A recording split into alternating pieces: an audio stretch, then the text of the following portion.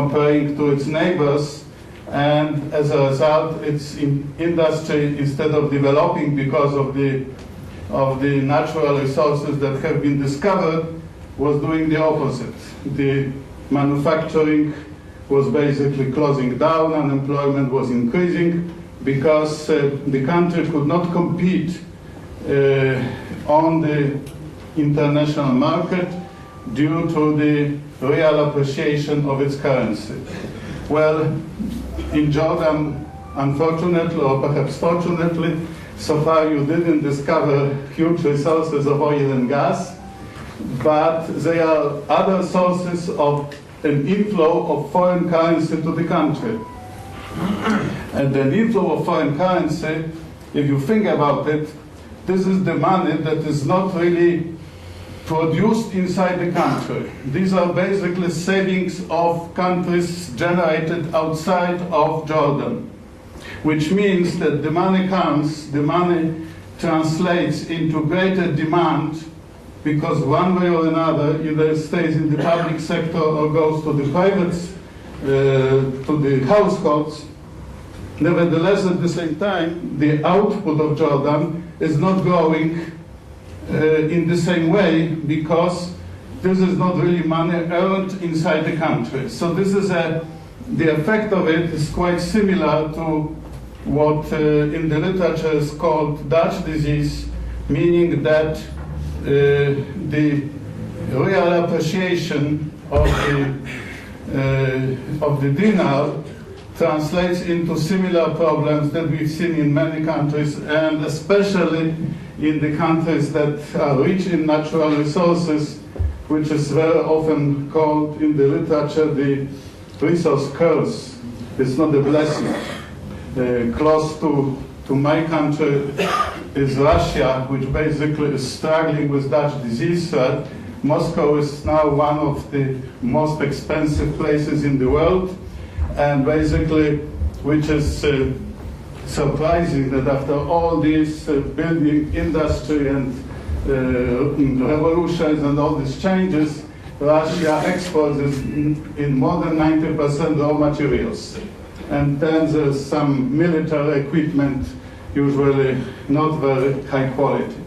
So this shows that the country is a victim of its own resources, of its own richness.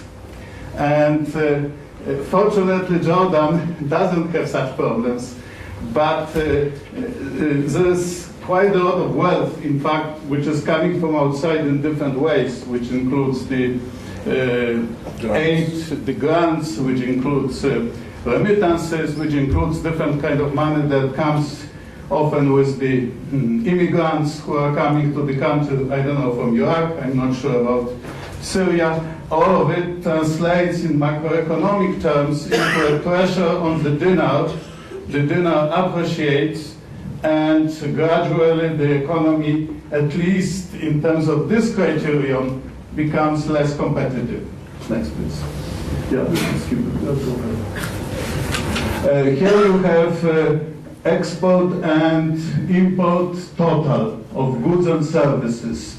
And you could see that there is a large gap between how much is imported and how much is exported, and this gap is not getting smaller. So I would say perhaps the problem is not that the gap is so big, the problem is that there are many reasons, and our forecasting model suggested the gap will be growing. And that eventually may create a serious problem for the country development. Next. And here I suggested in a bit a malicious way one of the most extreme examples, but you could see such examples with foreign trade with other countries as well. This shows the import and export to and from and to Europe. And you could see that practically there is no export to Europe. There is only import from Europe, which is not good. Which is not good because Europe is a good partner for trade. it stimulates competitiveness, stimulates quality, and the country should be able to develop its commercial links and be able to produce more and provide more jobs, etc. But unfortunately, it is not happening. And well, some people would blame the trade agreements with Europe, which were supposed to facilitate trade. But in fact, as a result, it looks like it is a one-way trade, and not necessarily it is beneficial for the country. This shows what is going on with a few selected kinds of foreign currency inflows in the country. And as you could see, it is the unit of measurement is percent of GDP, because that gives us certain denominator to which we could compare different trends, and it also takes care of inflation because GDP inflates and together with everything else. So what you could see is that private transfers, mostly remittances, are going down.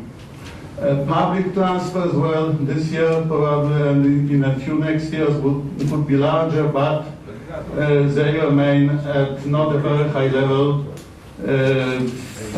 about 5%. But as we said, these public transfers that are coming from outside, from the Gulf countries and so on, are helpful in the short run, but not necessarily in the long run. And I will come back to this issue later. And then you have foreign direct investment. And foreign direct investment was going up, roughly to 2005-06, and then it began going down, and basically every year it is less and less. And that's not a good sign for the economy, because these are really commercial investment businesses which decide that Jordan is a good country to invest into. And if such decisions are being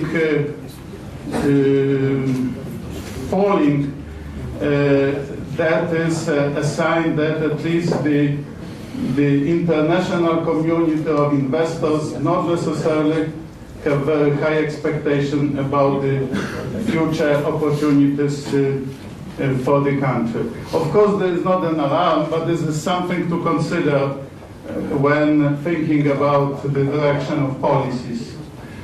And yeah, foreign factor investment is not very high. We can skip it.